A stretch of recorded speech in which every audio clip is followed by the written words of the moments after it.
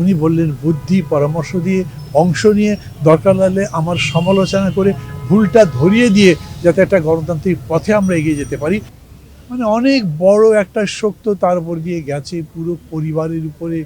তার মা যেরকম করে চলে গেছেন এবং উনি যে অবস্থায় এসে দেশ, তার মাকে দেখলেন, পুরা দলকে দেখলেন, এরপরেও তিনি সর্বাংশে চিন্তা করছেন দেশটাকে এরপরে কোন কোন চ্যালেঞ্জের মধ্যে দিয়ে নিতে হবে।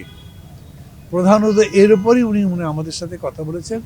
আমরা তাকে শোক এবং তাকে সান্ত্বনা দেবার কথা বলবার পরে যখন বলেছি যে আপনার যদি কিছু বলার থাকে আমাদের উদ্দেশ্যে সেটা বলতে পারেন, তখন উনি আমাদের বলেছেন, দেখেন আমি তো অনেকটা একলা হয়ে গেছি, আপনারা যে সবাই আসেন আমার সাথে দেখা করতে, কথা বলতে, আমার মনে হয় যে আমি আসলে একলা নই, আমি সবার মধ্যে আছি। আমি আপনাদের সবাইকে আমার সাথে চাই।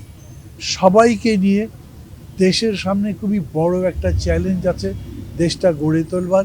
সেই চ্যালেঞ্জ যেন মোকাবেলা করতে পারি তার জন্য সহযোগিতা চাই।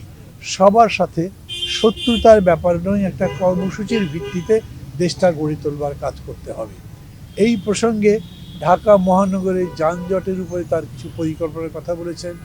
এই প্রসঙ্গে ঢাকা শহরকে ভার্টিক্যালি আরও বড় করা, বর্ধন করা, বর্ধিষ্ঠ করা, ঢাকার চতুর্দিকে অনেকগুলো স্যাটেলাইট টাইপ কীরকম করে, বিশেষ করে এটা মেট্রো দিয়ে হোক কিংবা ট্রাম সিস্টেম দিয়ে হোক অথবা ছোটো ছোটো মনোরোল দিয়ে হোক কানেক্ট করে যাতে কমিউনিকেশনটা বাড়ানো যায় এবং যথেষ্ট পরিমাণে সেই জায়গাতে সিভিল যে সমস্ত রাইট আছে সেগুলো দেওয়া যায়, অ্যামিনিটিস দেওয়া যায়। মানে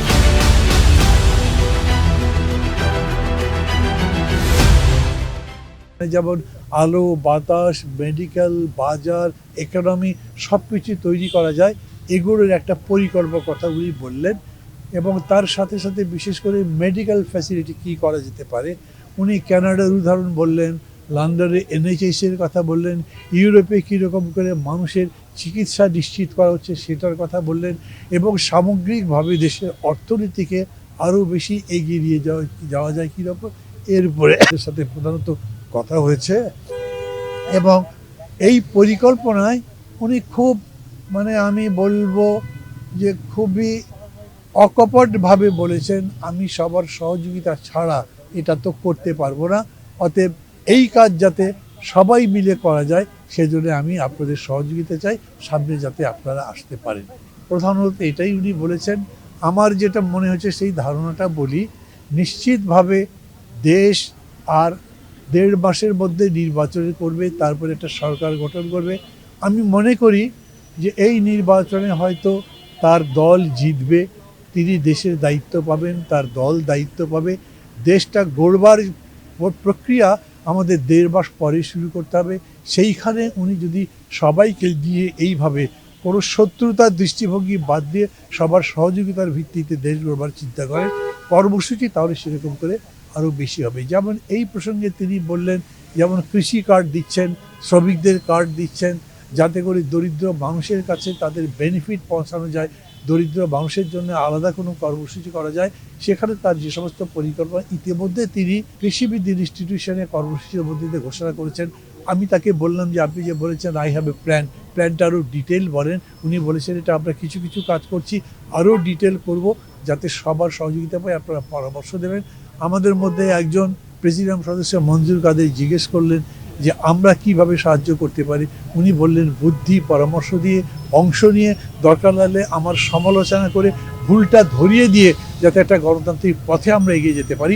সামগ্রিকভাবে পুরো বিষয়টা একটা গণতান্ত্রিক দৃষ্টিভঙ্গিতে, সহযোগিতার দৃষ্টিভঙ্গিতে আরও সামনের দিকে নিয়ে যাওয়া যায় কীরকম করে, এই ব্যাপারটাই উনি আমাদের সাথে কথা বলেছেন। এইখানে তো আসে নাই, আমি পত্রিকায় যেটা পড়েছি, যেটা দেখেছি, এতে কোনো সন্দেহ নেই এই ব্যাপারে। আমাদের কোনো ক্রিকেট বিশেষজ্ঞ, কোনো উপদেষ্টা বলেছেন বিশ্বকাপে, আন্তর্জাতিক ক্রিকেটে, আন্তর্জাতিক ক্রীড়ার মধ্যে এইভাবে নোংরা রাজনীতি, দেশীয় স্বার্থবাদী রাজনীতি না আনা উচিত। এটা করলে যারা আনছেন তাদেরও যে কল্যাণ হবে সেরকম কিন্তু না। আমরা কতখানি ক্ষতিগ্রস্ত হব তার চাইতে যারা এই গেম করবার চেষ্টা করছেন তাদের ক্ষতি বেশি হবে।